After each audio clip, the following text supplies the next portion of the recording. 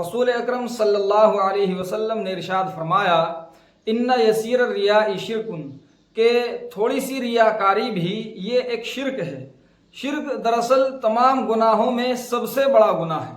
شرک کے برابر دنیا میں کوئی گناہ نہیں ہے۔ اللہ تعالیٰ نے بھی قرآن کریم میں ارشاد فرمایا ان اللہ لا یغفر ان یشرک بہ، کہ جو آدمی اللہ کے ساتھ شرک کرے اللہ رب العزت اس کو کبھی معاف نہیں کریں گے۔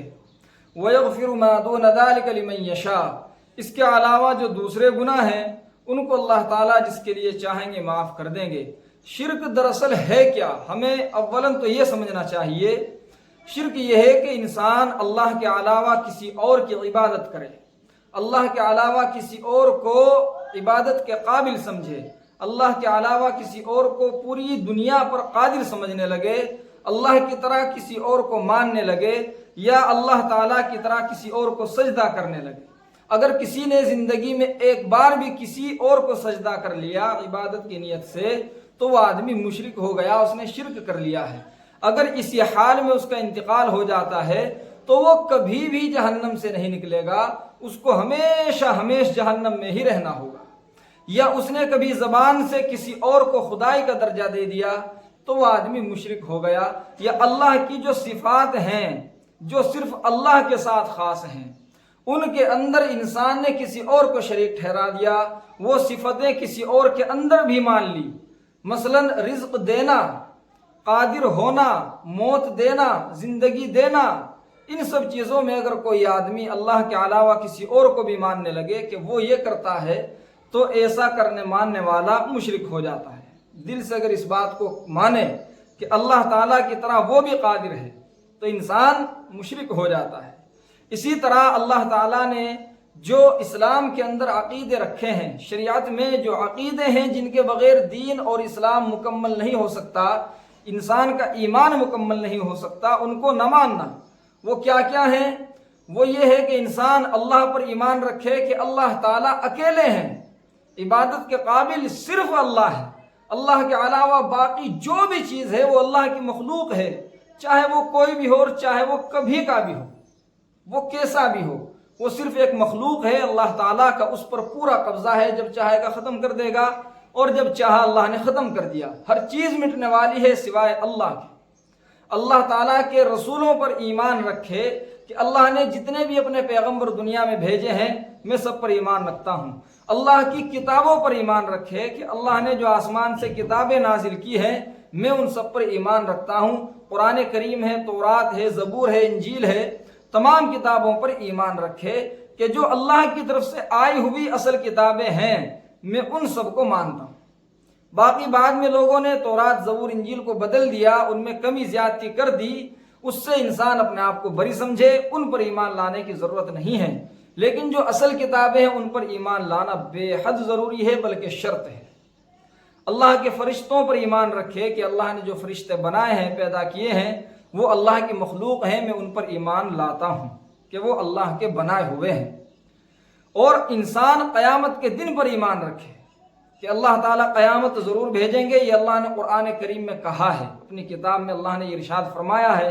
لہٰذا انسان قیامت پر ایمان رکھے کہ قیامت آئے گی کب؟ جب اللہ چاہیں گے تب قیامت آئے گی۔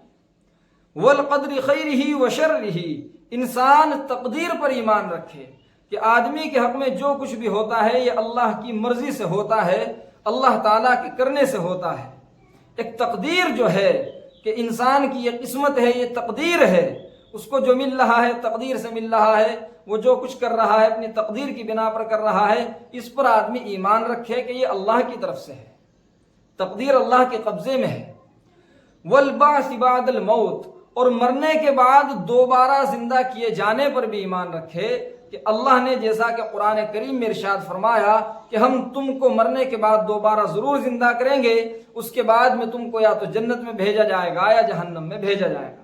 اس پر بھی انسان ایمان رکھے کہ اللہ تعالیٰ دوبارہ زندہ کریں گے، حساب و کتاب ہوگا، اور حساب و کتاب کے بعد میں جیسا کہ اللہ نے کہا ہے جنت اور جہنم والی زندگی شروع ہوگی۔ یہ اصل ایمان ہے۔ اس کے خلاف اگر کوئی بات پائی جاتی ہے تو بھی انسان کافر ہو جاتا ہے، غیر مسلم ہو جاتا ہے، چاہے اس کا نام مسلمان ہی رکھا رہے، وہ مسلمانوں میں ہی رہتا رہے، مگر وہ حقیقتاً مسلمان نہیں رہے گا۔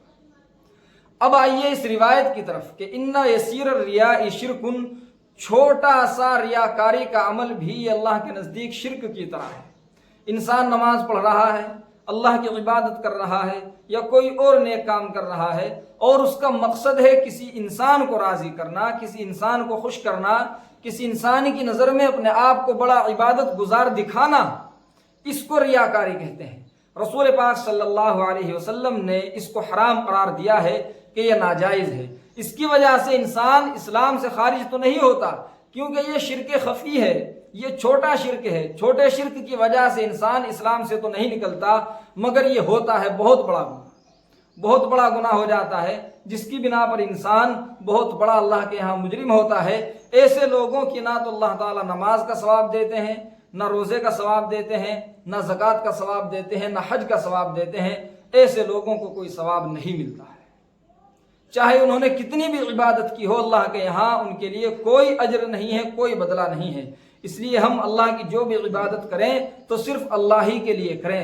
دنیا میں جو بھی کام کریں، جو بھی کام انسان کرے، وہ صرف پروردگار عالم کے لیے کرے۔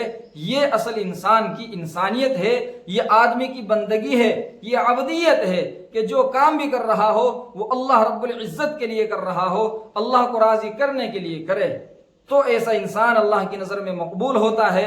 اللہ تعالیٰ ایسے انسان پر اپنا فضل اور کرم فرماتے ہیں، اس کو ہدایت کا راستہ دکھاتے ہیں۔ یہ ہمارے لیے بے حد ضروری ہے، حد سے زیادہ ضروری ہے کہ اپنے دلوں کو صحیح کریں، ان کی نیتوں کو صاف کریں، اللہ کے لیے کریں جو کچھ بھی کرنا ہے۔ لہٰذا ہمیں